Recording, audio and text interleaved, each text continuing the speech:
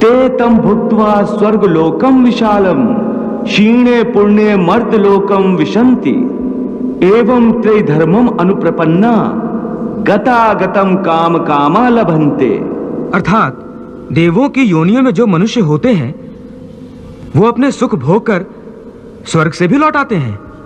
हाँ, और मनुष्य की योनि प्राप्त होने पर फिर कर्म करते हैं और इस तरह सदैव जन्म मृत्यु का कष्ट भोगते रहते हैं। हे मधुसूदन, क्या कोई ऐसा स्थान नहीं जहां से लौटकर आना ना पड़े और जन्म मरण का यह चक्र समाप्त हो जाए? ऐसा स्थान केवल परम धाम है, अर्थात मेरा धाम, जहां पहुंचने के बाद किसी को लौटकर नहीं आना पड़ता। इसी को मोक्ष कहते हैं।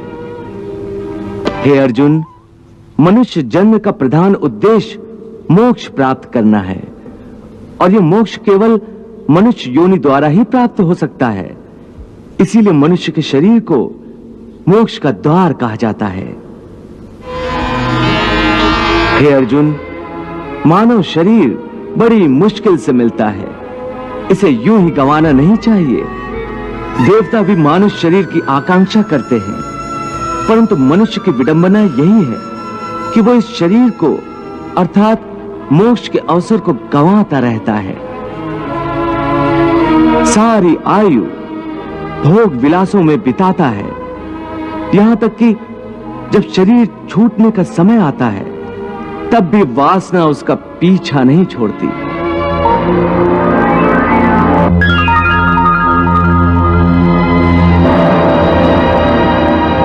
हे अर्जुन, मृत्यु के समय जो वासना मनुष्य के मन में दृढ़ रहती है, उसी वासना के अंतर्गत मनुष्य का दूसरा जन्म होता है। यम यम वापि स्मरन् भावम त्यजति अन्ते कलेवरम तम तमे वैति कौन्ते सदा तद भाव भाविता। प्रभु, भगवान श्री कृष्ण ये क्या कह रहे हैं कि मृत्यु के समय मनुष्य के मन में जो वासना या अधूरी कामना होती है, मनुष्य का अगला जन्म उसी के अंतर्गत होता है। इसका क्या अर्थ है? देवी, इस समय भगवान श्री कृष्ण ने जो कहा है वो अत्यंत गोपनीय है और गूढ़ ज्ञान है, बल्कि इसे एक गुप्त विद्या ही समझो। जिसे ये विद्या आ जाए उस प्राणी को बड़े सहज तरीके से मोक्ष मिल जाता है। मैं समझी नहीं भगवन, ये गुप्त विद्या क्या है? देवी, ये गुप्त विद्या मरने की विद्या है। प्रभु का कहना है कि प्राणी ने चाहे कैसा भी जीवन व्यतीत किया हो, अंतकाल में यदि वो एकाग्र मन होकर केवल प्रभु का ध्यान करते हुए शरीर का त्याग करे तो वो सीधा परमात्मा के चरणों में पहुंच जाता है, जहां से उसे वापस नहीं आना होता।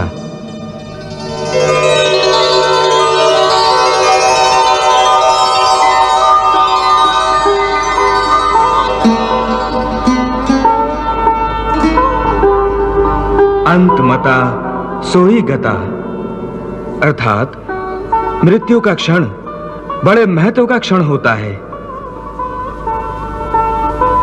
इस क्षण में प्राणी जिस बात का ध्यान करता है उसी के अनुसार उसे दूसरा जन्म प्राप्त होता है।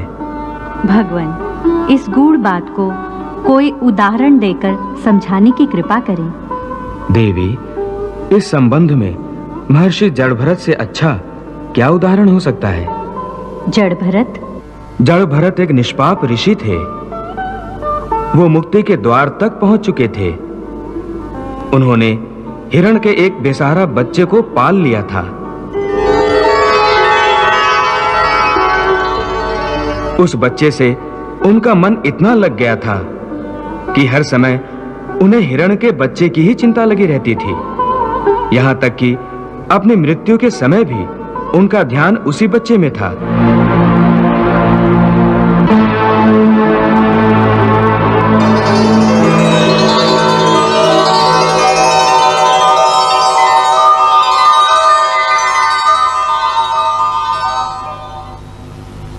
बस अंतिम क्षण में भी चूंकि उनका ध्यान उसी बच्चे की ओर ही था, इसी कारण अगले जन्म में उन्हें हिरण की योनि मिली थी। प्रभु, मृत्यु के समय का इतना महत्व क्यों होता है? देवी, मनुष्य की मृत्यु का समय मोक्ष का अवसर होता है। ऐसे समय में यदि मनुष्य अपने विधाता से मिलन के बदले उसकी माया के मोह में पड़ा रहे, तो ये विधाता का अपमान जैसा ही है।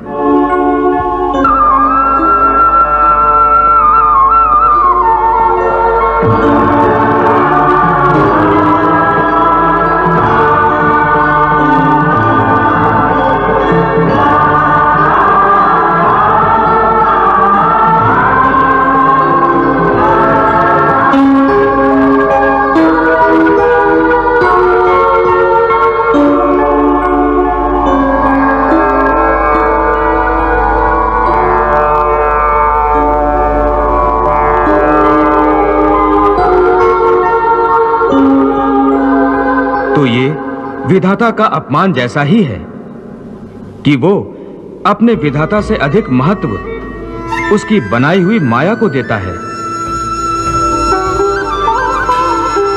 इसलिए उसे मृत्यु के बाद स्वर्ग तो मिल सकता है, परंतु मोक्ष नहीं मिल सकता। इसीलिए देवी, मृत्यु के समय मनुष्य को संसार की किसी वस्तु में नहीं, केवल अपने परमात्मा में ध्यान लगाना चाहिए।